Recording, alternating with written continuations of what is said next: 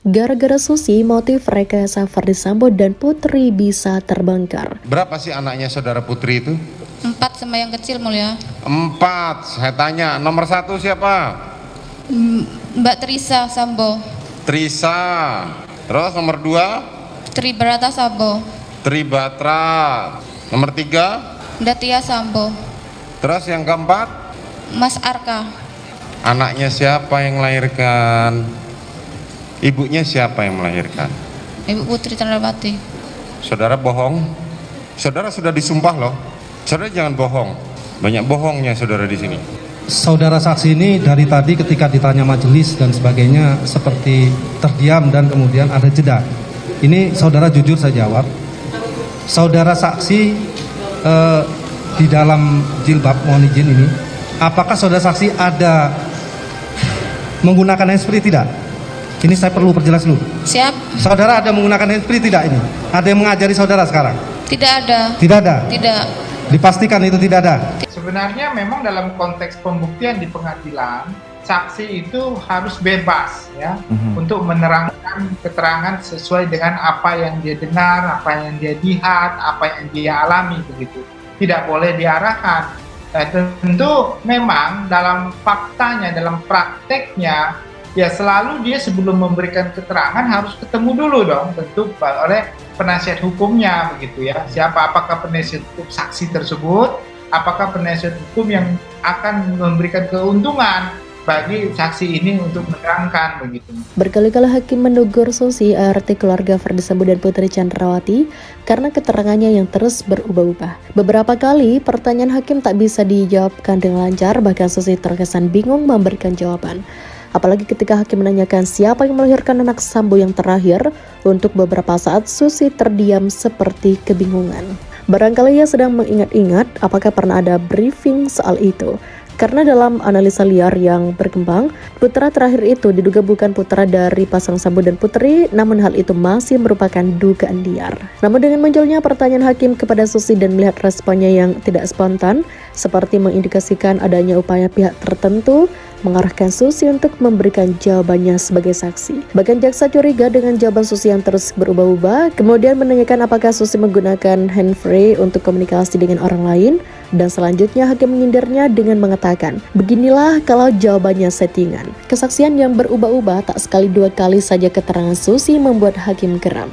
Bukan hanya karena ceritanya dianggap janggal, namun Susi juga dinilai berbelit dan berulang kali mengubah keterangan. Hakim Wahyu bahkan harus memberi tekanan tegas bahwa jika keterangan saudara berubah-ubah, saya perintahkan JPU untuk proses saudara menjadi tersangka baru di kasus Brigadir J. Dan tuntutan hukumnya bagi saksi yang memberikan keterangan palsu alias berbohong adalah 7 tahun penjara. Puncaknya adalah ketika terdakwa kasus pembunuhan berencana terhadap Nofriansah Yosua Huta Barat, Brigadir J Richard Eliezer Pudiang Lumiu atau Baradae menilai keterangan Susi banyak bohongnya. Beberapa fakta dibantah langsung oleh Baradae yang membuat Susi semakin tak berkutik dan membuat hakim dan jaksa menjadikan Susi sebagai saksi yang sangat penting membantu membongkar kasus Sambo yang masih syarat misteri. Baradae membantah pernyataan Susi yang menyebut bahwa dirinya melarang Brigadir Joshua mengangkat Putri saat kejadian di Magelang, Jawa Tengah pada 4 Juli 2022. Namun keterangan Susi dibantah Baradae dengan menyebut bahwa Brigadir Joshua saat itu hendak mengangkat Putri dan ia sama sekali tak melarangnya. Bahkan fakta baru dari temuan keterangan Susi sebagai saksi bahwa Putri Candrawati tidak sakit selama di Magelang. Pengakuan Susi di muka persidangan mematahkan klaim bahwa Yosua menggendong Putri Candrawati lantaran sakit di Magelang pada 4 Juli 2022 lalu. Jika bukan karena kondisi sakit, apa motif Putri yang dalam keterangan lain disebutkan ia merasa sakit dan Brigadir Joshua berinisiatif menggendongnya ke kamar? Apakah itu bagian dari rekayasa atau rencana Putri terhadap Brigadir Joshua? Terutama terkait dugaan motif lain, seperti disampaikan kuasa hukum keluarga Brigadir Joshua, Kamarudin Simanjuntak soal pelecehan yang terbalik bahwa pelaku sebenarnya adalah Putri terhadap Brigadir Joshua.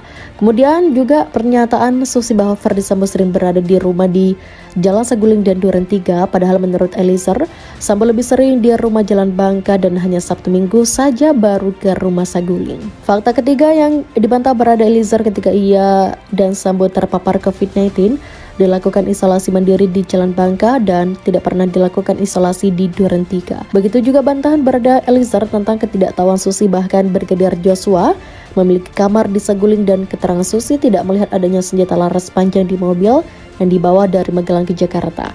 Dengan 4 fakta bantahan itu semakin menguatkan dugaan hakim dan jaksa jika ada fakta-fakta yang diketahui Susi namun tidak disampaikan secara jujur. Namun disinilah justru banyak fakta menarik yang akan terbongkar. Hakim justru menilai dengan keterangan yang labil tersebut, Susi menjadi saksi yang penting untuk menggali motif pembunuhan terhadap ajudan Sambo itu. Saksi penggali motif keberadaan saksi Susi menjadikan teka-teki pembunuhan berencana atas Brigadir Joshua menjadi memiliki titik terang baru. Karena dalam pernyataannya selama menjadi saksi, Putri juga menyampaikan beberapa keterangan yang dapat menimbulkan multitafsir. Terutama soal acara makan bersama Putri bersama dengan ajudan dan asisten rumah tangga mereka setelah Brigadir Jatah Nofriansah Yosua Huta Barat tewas. Saat acara makan bersama itulah Susi bertemu Putri lagi pasca pembunuhan Brigadir J yang terjadi pada 8 Juli 2022. Apakah sebagai bentuk perayaan karena pelaku kejahatan pelecehan seksual berhasil dibunuh atau sebenarnya Putri merayakan karena terbebas dari tuduhan lain? Menjadi sesuatu yang tidak lazim ketika korban pelecehan seksual yang umumnya mengalami tekanan secara psikologis dan cenderung menghindari pertemuan, tapi justru berkesempatan bertemu orang banyak meskipun para ART dan ajudannya. Begitu juga keterangan Susi soal posisi Putri saat ditemukan tergeletak di depan kamar mandi, ternyata hanya dalam posisi duduk bersandar ke dinding. Hakim menilai sebaiknya saksi Susi juga dipisahkan dari saksi lainnya agar nantinya dapat dikonfrontasi keterangan saksi lainnya. Semakin banyak jawaban yang berbelit akan semakin membuka kedok. Apakah motif yang sebenarnya adalah kasus pelecehan Brigadir Joshua terhadap Putri atau justru yang tersaji bisa sebaliknya?